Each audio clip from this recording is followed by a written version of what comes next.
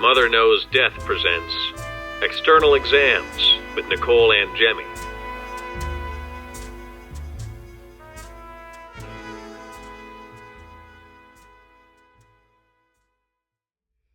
Hi everyone, on this week's External Exam, we will be talking about a topic that we don't hear much about, which is what happens when bodies go unclaimed.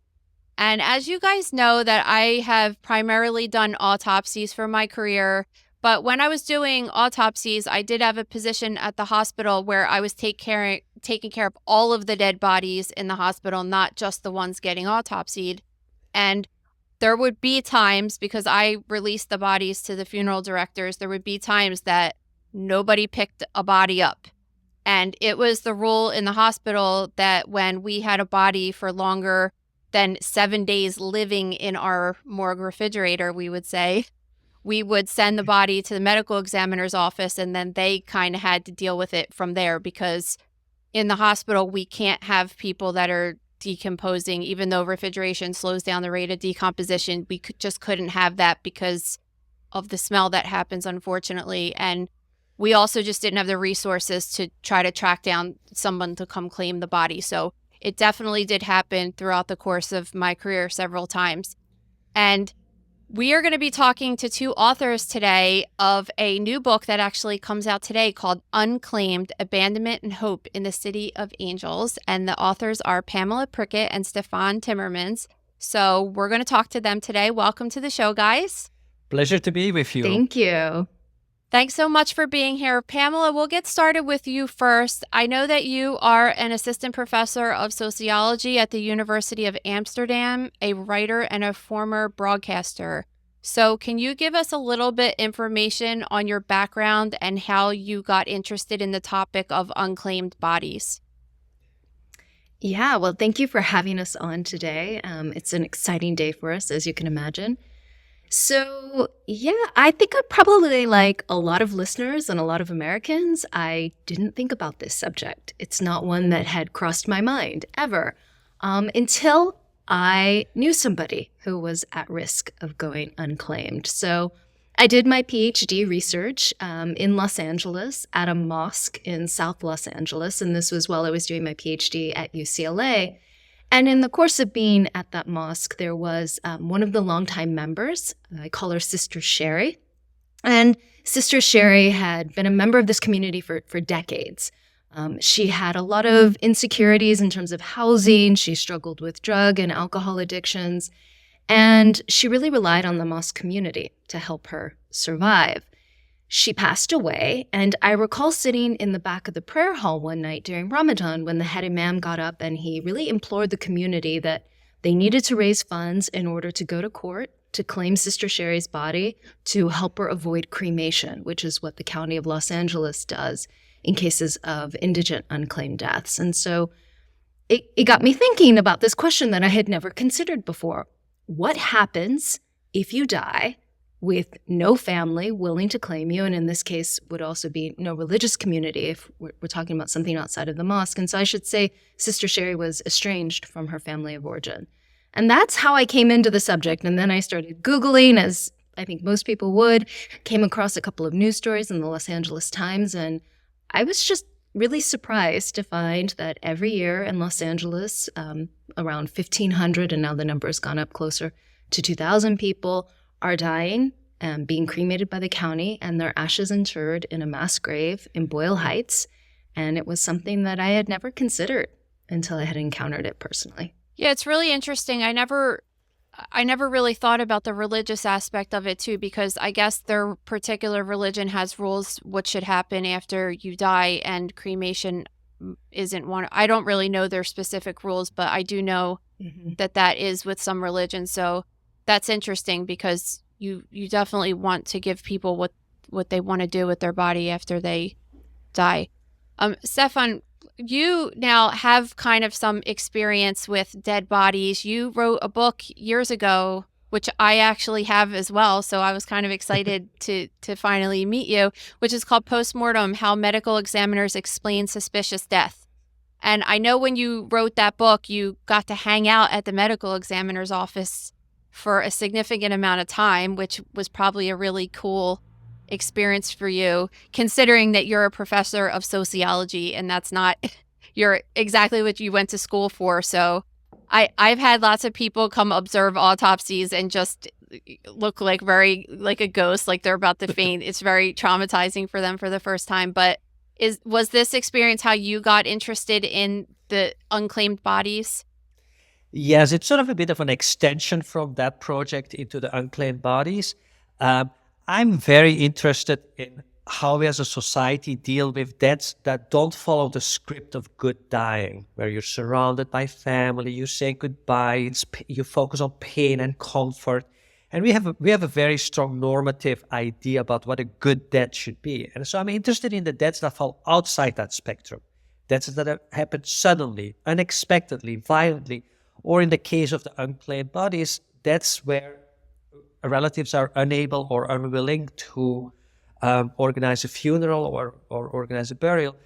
And so I'm really interested in how do we fold these deaths into an understanding of this is salvageable. There's something. I mean, you cannot just leave these these unclaimed bodies laying on the street or leaving them in apartments. Something needs to happen with these bodies, and so I'm interested in the professionals who deal with the unclaimed deaths, the sudden deaths, the suspicious deaths, the violent deaths, and how they then provide information to public health, to law enforcement, and to families. So you're at UCLA and you're at University of Amsterdam. How did you guys meet? Well, we met while I was at UCLA, getting my PhD in sociology. And so I have known Stefan, my goodness, it's 15 or 16 years at this point? Yeah. And so then when I approached him a little over 8 years ago, he thought he had gotten rid of me. And then lo and behold, I said, wait a minute, I got this idea. You wanna come join me? It's like That's a boomerang. great. She came back. Yeah. You send her away and then she comes back and here we are. So did you decide to approach him with this particular subject because you knew that this was work he's done in the past and he was very familiar with the subject? Absolutely. I knew after reading those LA Times articles and just sort of thinking about this that it was going to require going into the medical examiner, coroner's office, and dealing with government bureaucracies around death. And I knew the only sociologist who happened to write on that subject. So it seemed like a kind of obvious no-brainer as a collaboration. I'm not sure that I could speak that it was that much of a no-brainer for Stefan, but it was for me. This is cool. So you guys, I know that in the book you follow 4 individuals that went unclaimed, and obviously you kind of had to go backwards because you didn't know them when they were alive. So I'm curious how that process went. How did you pick these specific 4 people, and then how did you? Because your book took almost 8 years to research, correct?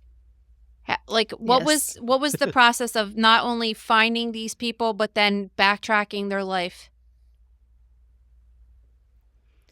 Stefan, do you want to take this one? So this is where we're complementary. So I have a lot of experience with medical examiners and bureaucracies, but Pamela is really good at cold calling. So she can. So once we had a name of somebody, we had to. So we're dealing with it.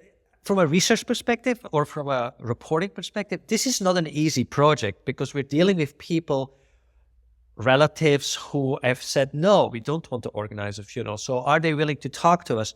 But what Pamela's strength is like she's really good at cold calling. So we have a name and we go to a neighborhood in some suburbia in Los Angeles, and she goes door by door or talking to the neighbors while I'm like in the car slinking away because I don't want to deal. I'm sort of like, oh no, what if they open the door? But of course, that's what we want. And so that's where we're very complementary. Pamela has no problem doing that, and I have no problem sitting down with a pathologist or talking to the scene investigator. Which, by the way, in my book, people who work in the medical examiner's office, they're heroes.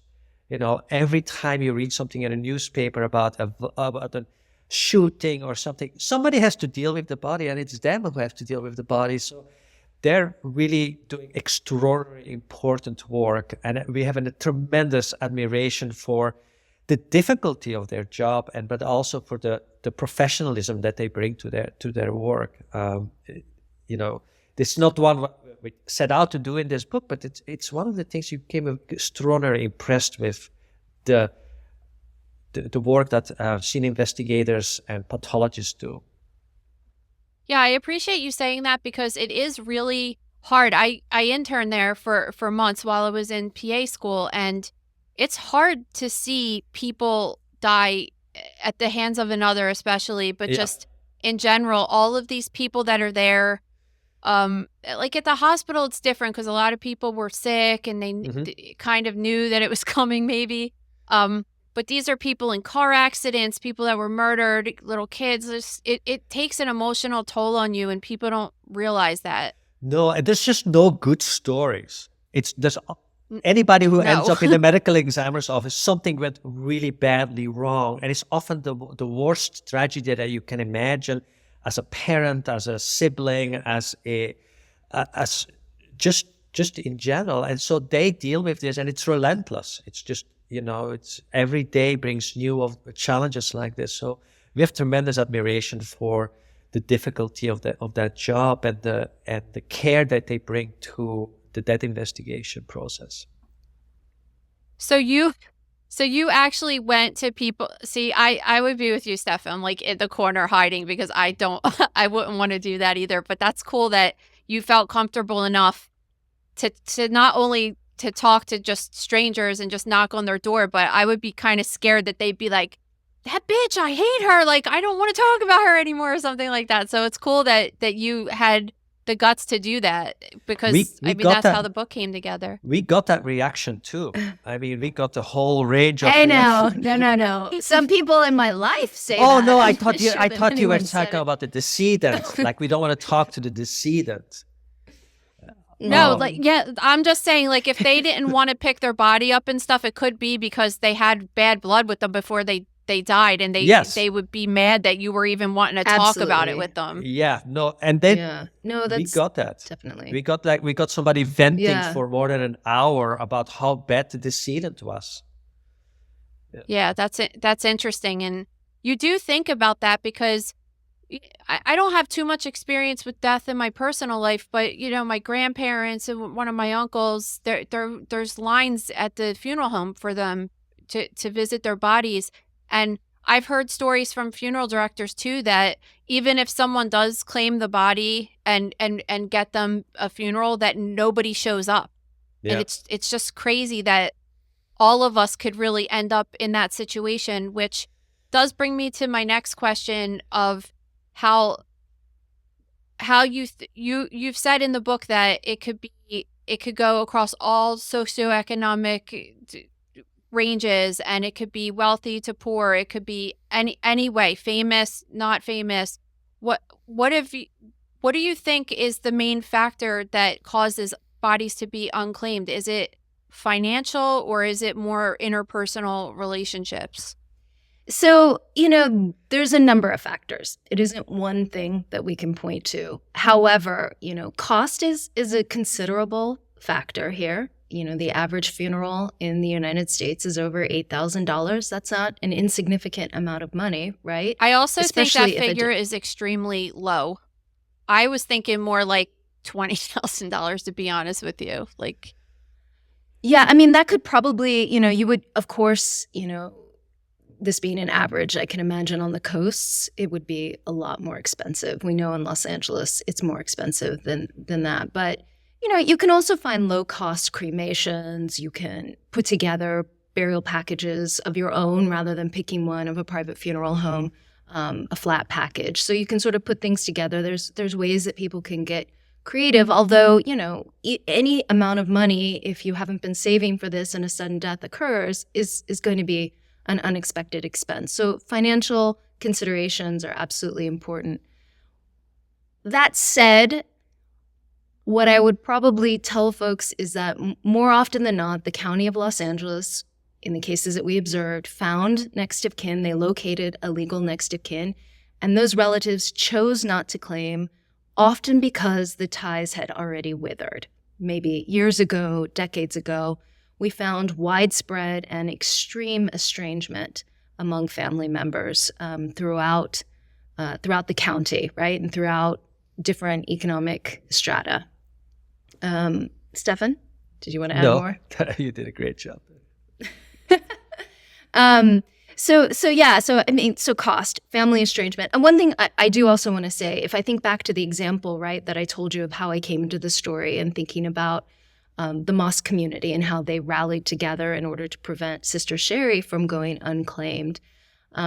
There are also a lot of situations in which we're not living or necessarily close to our legal next of kin. That might not be how we've arranged our lives, right? We have these, chosen families. We have close friendships.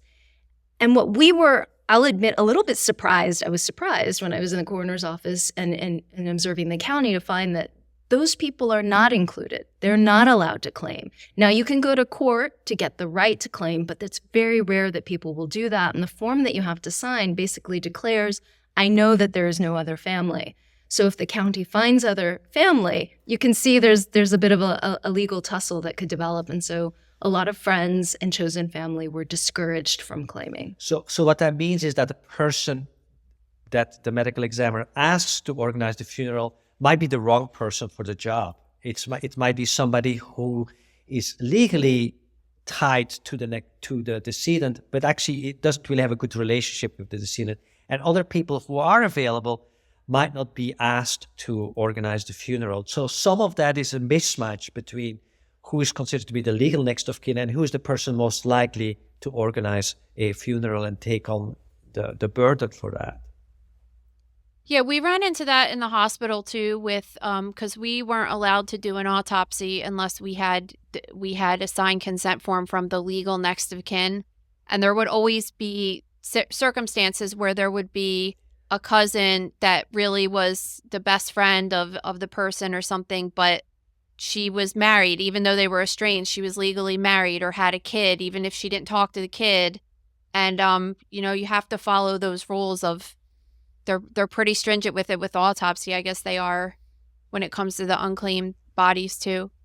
When the body, so I don't really know what happens. I send the body, 7 days after it would be in the hospital, and then it would go to the ME's office.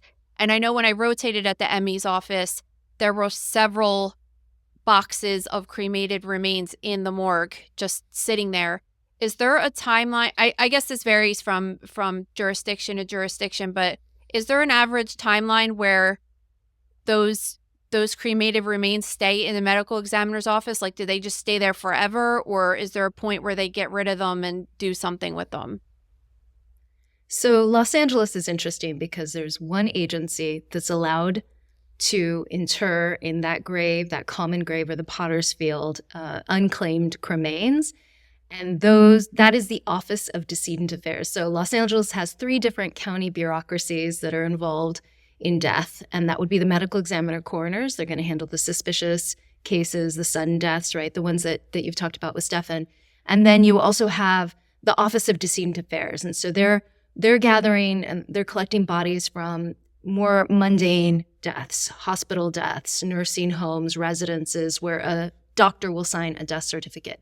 And then you have the public administrator's office, which doesn't actually deal with any of the bodies, but does handle the estates and checking next of kin in many cases across the 2 agencies. So you have these 3 different agencies. But what would happen in the medical examiner's office is, or in funeral homes, you also have a lot of abandoned ashes in funeral homes. They'll be transferred. It'll all get transferred to the Office of Decedent Affairs. And then at the end of the 3rd year of storing those cremains, the County of Los Angeles or the Office of Decedent Affairs will combine the cremains and inter them in a mass or common grave.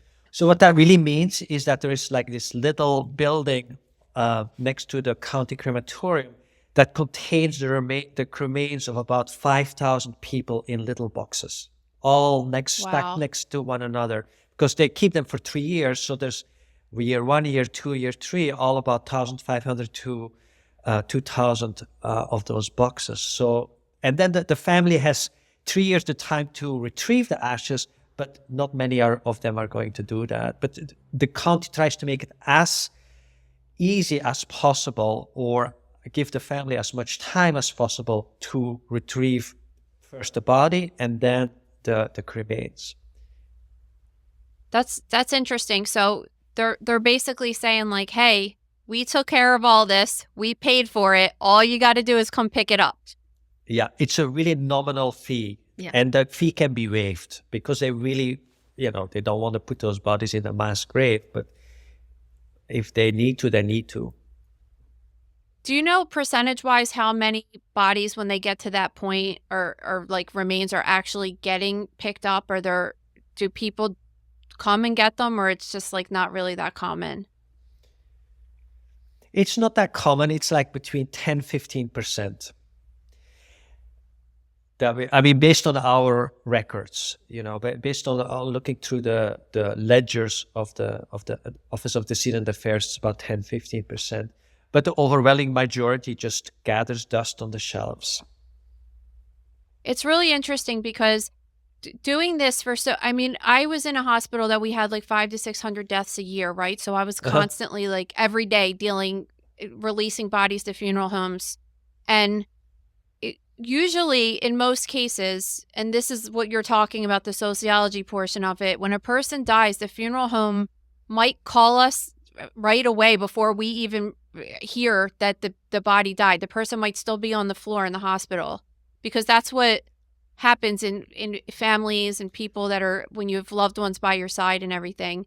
It would be even very unusual to not hear anything within 24 hours. Like if we had a body in there for a day, we'd be like, all right, like what's this person still doing here, And that actually happened with Marilyn Monroe. She was unclaimed for over 24 hours. And then finally, Joe DiMaggio, which was her ex, came in and said, all right, I'm going to take her and I'll pay for her to get a funeral. But like nobody's allowed to come to this funeral because they're responsible for her death.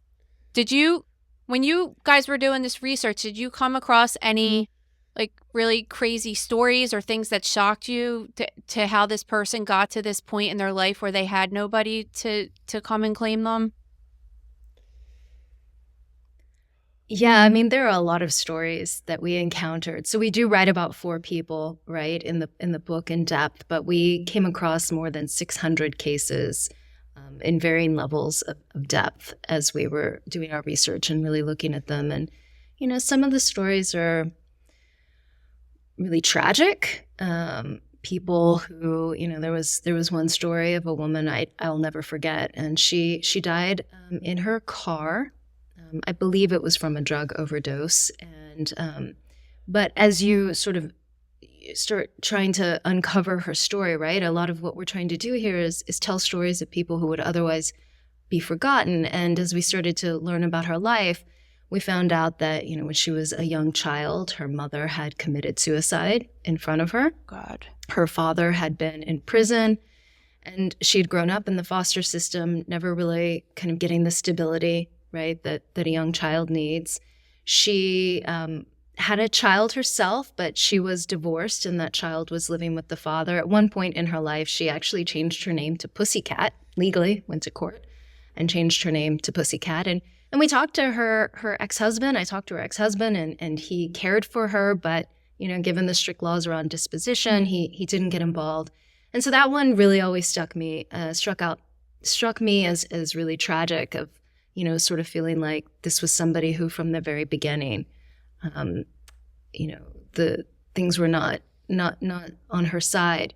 Then there are some sort of stories that just, they shouldn't have been unclaimed if you think about it in a kind of logical sense. So I'm thinking about your question earlier around, are there wealthy people who go unclaimed? And there was one man who had over $1 million in his bank account when he died. And he did have a will, but the county was hired by his brother, who wanted nothing to do with the disposition, to take care of the cremation. The brother got the check for over $1 million, but he didn't show up for the at-sea burial. So, you sort of see a lot of different, and both of those cases just have always kind of stuck with me. Yeah, it's really sad to hear that people are in you look at this person that's an older adult that's dead and a life of drugs and all that, but then when you go and think about them as a child, because ultimately, like, all Mm. people were always somebody's baby, right? And Hmm. just it's so sad to hear that any child would have to go through something like that, and eventually all children grow up and then they're going to be a product of whatever they grew up around. It's terrible. But then on the other hand, like, have you ever heard any stories from people, even the family members talking about this people and saying that this person was actually a really terrible person and I could totally see why nobody wanted anything to do with them when they were dying? Yeah, definitely. We heard lots of family members who told us, of stories of abuse, abandonment, struggles, for decades with a sibling, for example, that they hadn't gotten along in decades, and looking at those coroner case records, there's little snippets of information that get recorded in the coroner files about, explanations for why people choose not to claim. And often you do see, stories of families that have been torn apart by drugs, or, poverty puts a tremendous amount of strain on families, right? And we ask so much of families to sort of do it all in this country without a real social safety net. And so, yeah, there were some people who you could imagine maybe they'd always been difficult to get along with. And then there were other people where you could sort of see the way that over time their social relations became strained as a consequence of the struggles that they faced. And also just as people are getting older, their social circles are shrinking, right? And so we have one case that we write about in the book, David, where he had literally the sort of radius in which he lived his life just got smaller and smaller over time, to the point that, he went from having a car to then having a bicycle to then just walking, and then struggling to kind of walk around his apartment complex. So that was also a way I think about it. It's just sort of like the way that we in America have allowed people to grow older alone. Yeah, it's interesting because I remember my one grandmom died when she was like 99. She was a couple months short of her 100th birthday. And I remember talking to her in the last couple of years of her life and her saying that everybody that she knew is dead. Yeah. All her siblings, even some of her children's husbands were all dead. And I mean, luckily for her, she had kids. So, she had a strong support system. But I imagine that it happens sometimes that people that choose not to have children, or their children have passed, that could become a real issue when even everyone that you've always hung around and friends-wise are gone as well. Yeah, or the kids care. I mean, some kids don't care anymore. We see cases of people who basically have been forgotten in a nursing home.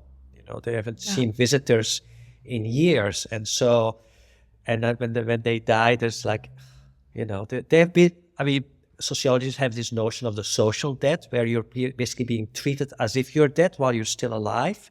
But people are talking about you in the past tense. And so you can see that in some of those situations where people are warehoused away and they're already written out of the interactions and the society, even though they're still biologically alive.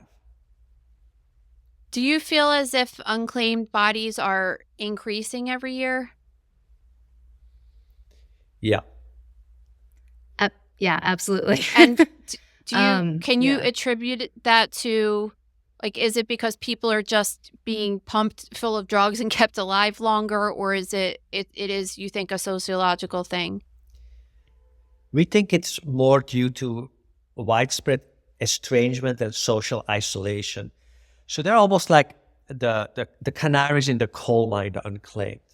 It takes a lot to get to the state where your relatives are, unwilling to bury you. But there's a lot of factors that come together that foster social isolation. So it's sort of like an extreme indicator of, a whole bunch of processes and a whole bunch of policies, a lack of a social safety net, widespread estrangement, breakdowns of families, a whole bunch of these factors coming together, and that leads to people going unclaimed. And of course, some people outlive all their relatives, but you always find a relative. It doesn't mean that if you're to be old, doesn't mean that you should be alone and isolated. The medical examiners or a genealogist will always find a relative. If there is a big estate, if there's a lot of money, hair hunters will come in and they will comb through all the records until they come up with an entire family tree. So there always are relatives. The question is, are these relatives always going to care?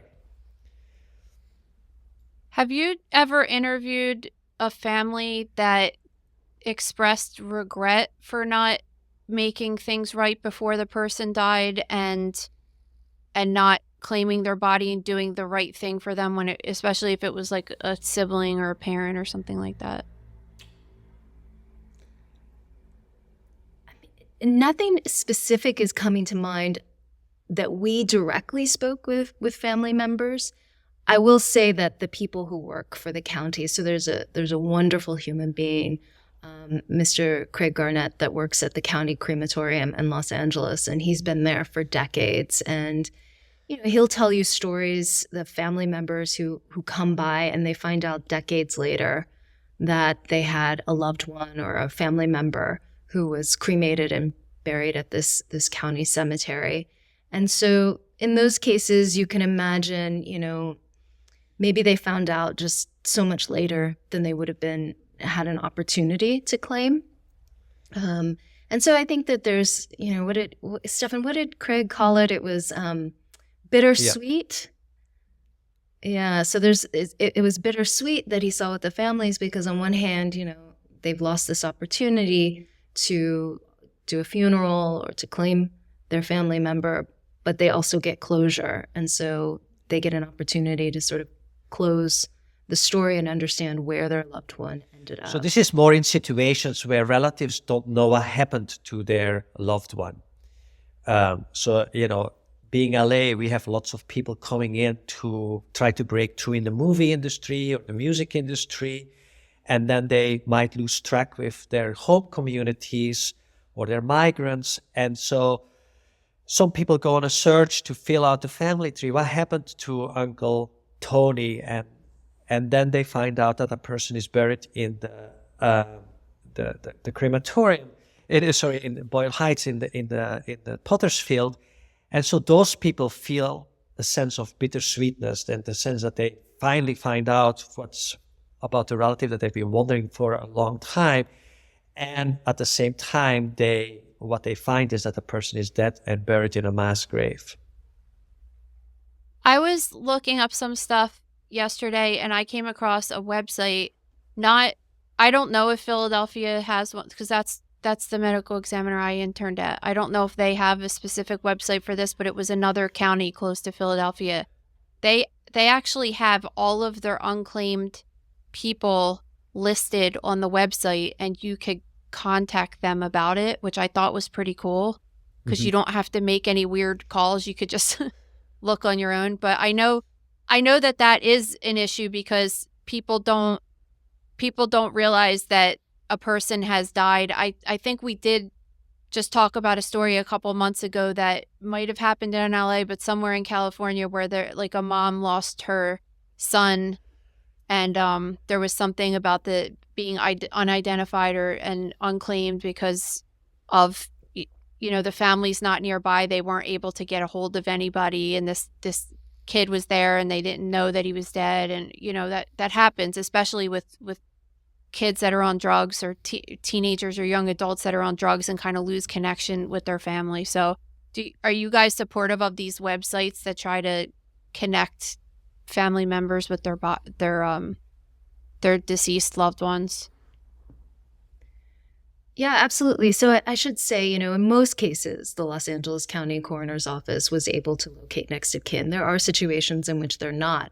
Or they've located a next of kin who's a legal next of kin, but maybe then they stop, right? Because then they've fulfilled their due diligence. They're not going to go to the entire family tree and notify everybody. So if within a family, you have estrangement among different sectors of the family, and one person knows but hasn't told the other person. That might also be a situation, right, where decades later or years later, somebody has found out that they lost a family member.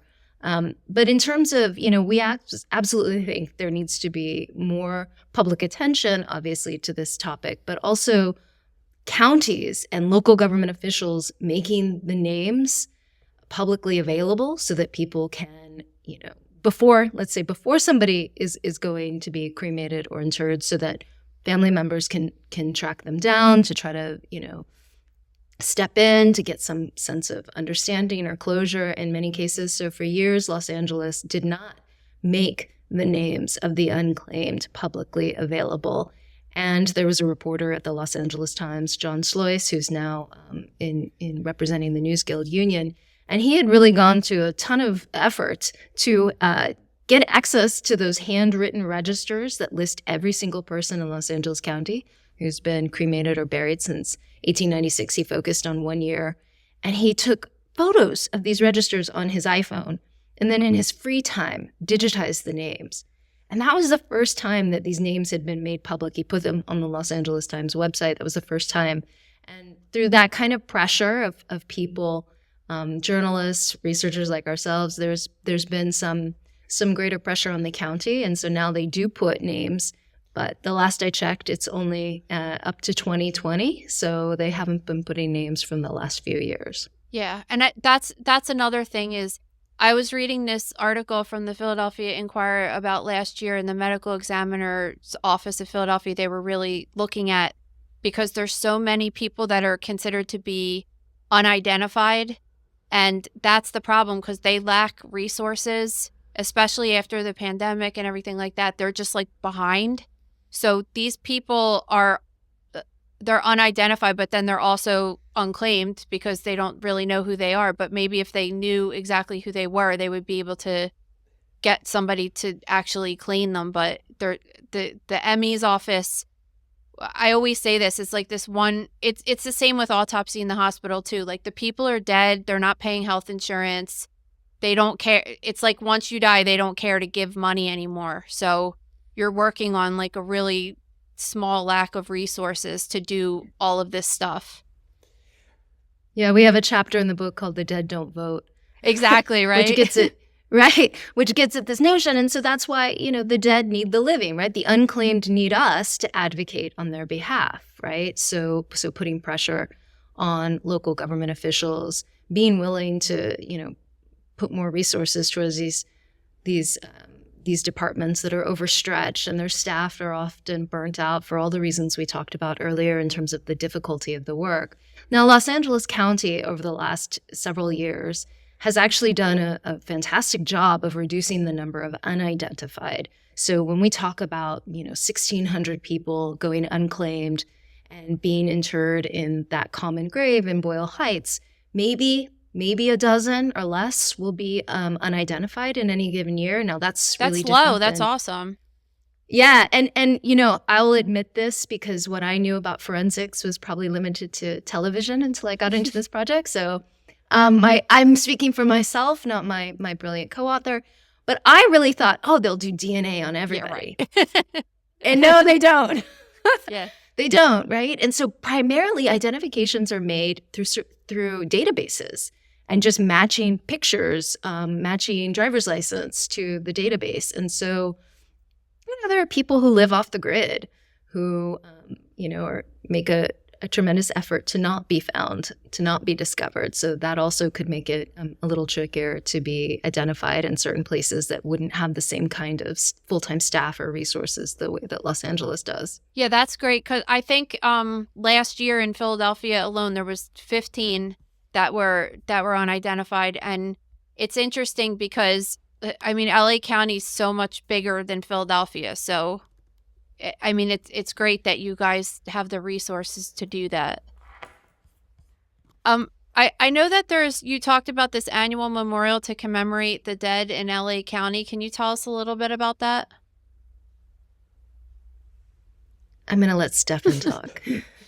So this is one of the of the very moving, most moving ceremonies I've actually ever attended in my life.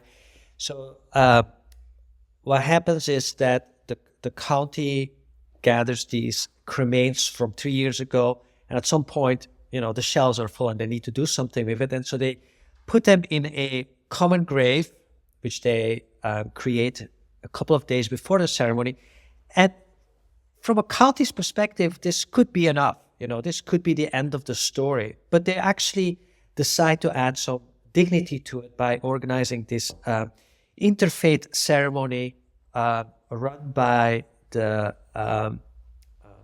chaplain of one of the local hospitals.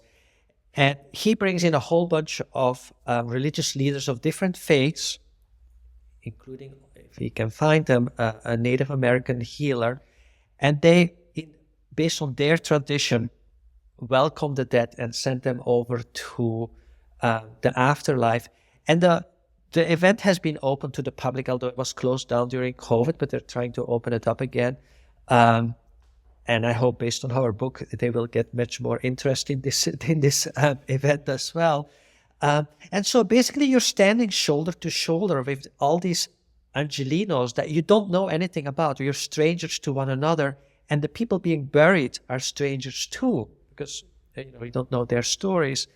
And it's such a moving event to show up and take on the mourning of these people who have been forgotten by their relatives. And for just half an hour that the ceremony lasts, we become all together. We become like a surrogate family for these people being buried. So it's deeply touching.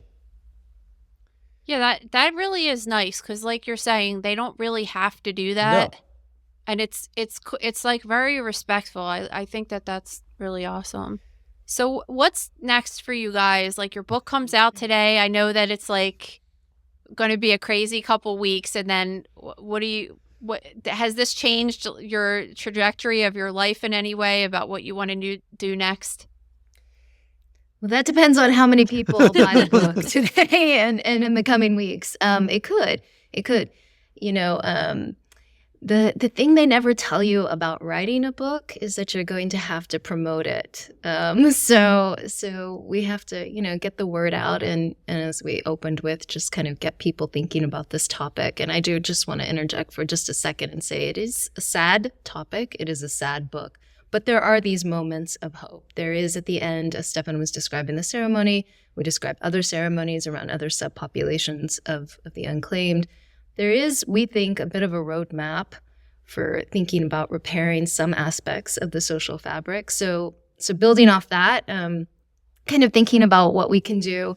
I would love my next project to have been to be something that would be maybe a little bit more lighthearted. But alas, what comes out of this story for me that still remains unanswered is understanding why so many families are becoming estranged. I didn't expect to be studying family estrangement when I started studying unclaimed bodies, and so that's where my next research project will be going. That's awesome, because I think it's really important, because I do see an increase of that, and it's everything, especially when you are dealing with the very end of life, to see what happened. That's what it's about, and I think it's really awesome that you're doing that. And how about you, Stefan? This is your second book about dead bodies now. I'm starting to think you want to come over to our side and do this for a living. I think I'm already at your side, because I'm teaching a class on dead, dying, and the afterlife to UCLA undergraduate students. Yes. But I think, you cannot do research on a topic like this and not take stock of your own life. This is kind of a wake-up call.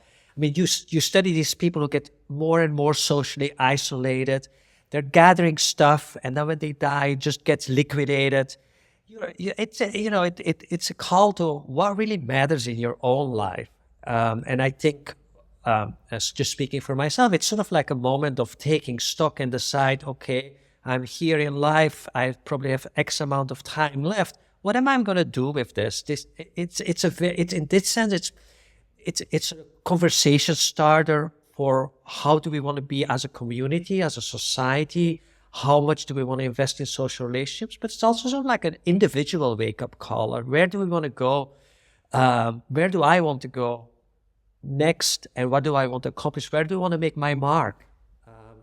You cannot just live with the illusion of immortality. When you see this book, nobody grows up thinking, when I die, I want to go unclaimed. I want nobody to care that I died. No, something happens in life that you get to a point where you end up alone, abandoned at death. And what can we do in our lives to avoid that? I think that's one of these questions that this book pulls out.